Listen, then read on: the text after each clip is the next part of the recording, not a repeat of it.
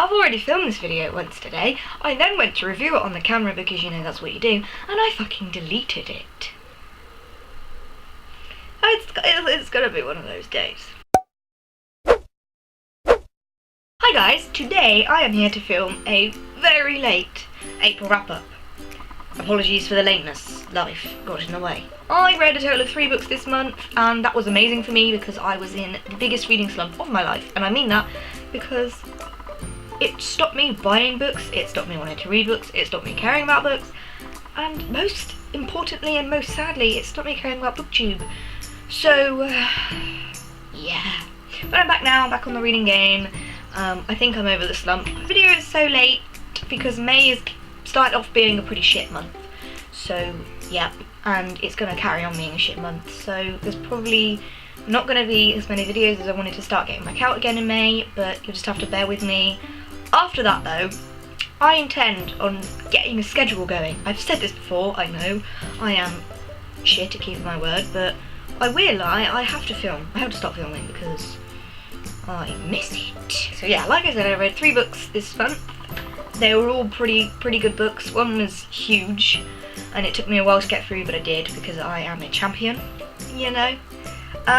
So I guess I'll just get into it. The first book that I read this month was by far my favourite, and it is topped my favourite lists in terms of booky books. Yep, booky books. And that was Ready Player One by Ernest Cline. This book is incredible. It's so unlike anything that I've ever read that I just couldn't put it down once I got into it. This book is set in 2044, so a little bit in the future, where a game has been invented which is kind of like a whole new world, and you can get immersed in the world. Like, you can have suits that make you control all of the movements and like eye things, kind of like the Oculus Rift where you can see all around you, which is pretty cool, and people kind of go to school through it, and a lot of people spend most of their life in it, and it amazed me because it's kind of something that I can see happening. It's not so far-fetched, the idea is kind of something you don't relate to, but it is really cool, and the writing is so amazing, the storyline is incredible, there are so many 80s pop culture references as well throughout. I didn't understand all of them, but you don't have to understand them to enjoy the story, which is also a good thing. But if you do understand them, it will just add a whole new element to the book. I gave this 5 stars, as you can probably tell. I wouldn't have picked it up usually, even if I'd seen it in the bookstore and read it. I had to be recommended this by a couple of people, and they pushed the book on me, and I'm so glad they did. So bear that in mind if you're thinking, that doesn't sound like something I normally read, because I can assure you, you'll just be blown away by the writing and the story and the world and even the characters. So yeah, 5 stars, amazing book, can't wait for the film. The second book that I read in April was the huge hefty one, and that was The Mime Order by Samantha Shannon. As you can see, this book is huge. It is the second book in the Bone Season series, which is going to be a 6-book series, so quite a big one.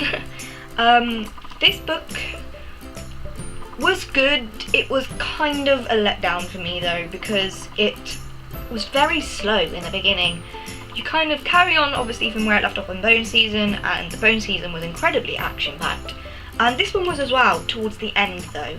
So it's, as you can tell, it's a huge book, and it's kind of introducing other characters and setting up the storyline of Paige being back in the world at home, so she kind of has to build up that world as well. So again, there's more world building, there's more explaining, and it was very slow in the beginning, but I did give this 4 stars because I'm hopeful for the rest of, I just hit myself in the face. I'm hopeful for the rest of the series because, you know, I kind of understand that you have to build up a world if you've got a 6-book series, so bear that in mind.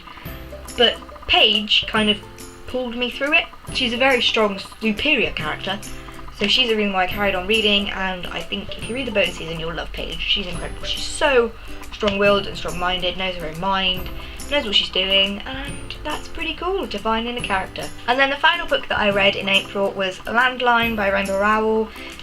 This book was just kind of like a whim that I wanted to pick up. I wanted a contemporary, I knew that, but I didn't really know which one I wanted off my shelf. This one's been on there for ages, so I thought, I'm going to try another Rainbow Rowell book. And it definitely lives up to her reputation from Fangirl and Everon Park. It's probably my least favourite of the 3, but it's not a non-favourite, if that makes sense. because her books are all so good, this is still amazing, but it's my least favourite, so that's saying something. I didn't think I was going to like this, if I'm being honest. The premise sounded a little bit weird to me. It did sound a little bit weird to me, but I read it, and I read it in one sitting, so there we go. Landline is basically about a couple, the main character, who, her and her husband aren't really getting along. They're not falling out, they're not fighting hugely, but they're just kind of on a plain sailing level where they're just in a bland relationship. It's kind of lost all of its oomph.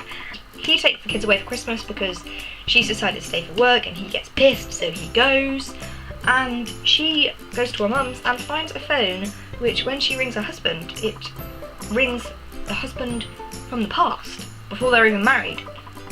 And it's kind of just her realising her love for her husband again, and realising that work's not where it's always at. And just her realising her mistakes and figuring out that she needs to be a better person and that the relationship needs to be worked on. And you kind of find out their past, how they met, and it's really cute, and it's just a Rainbow Rowell novel.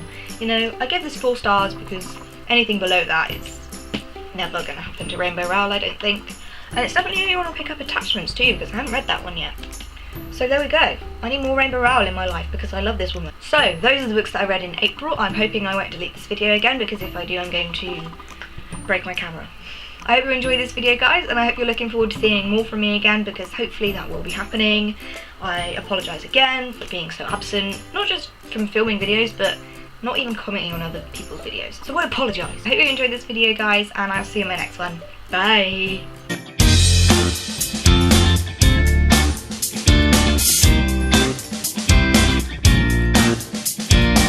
Comment in.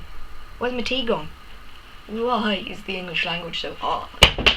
Feeling hot, hot, hot. I read 2 hardbacks this month. I am a dragon. The first book that I read this one, my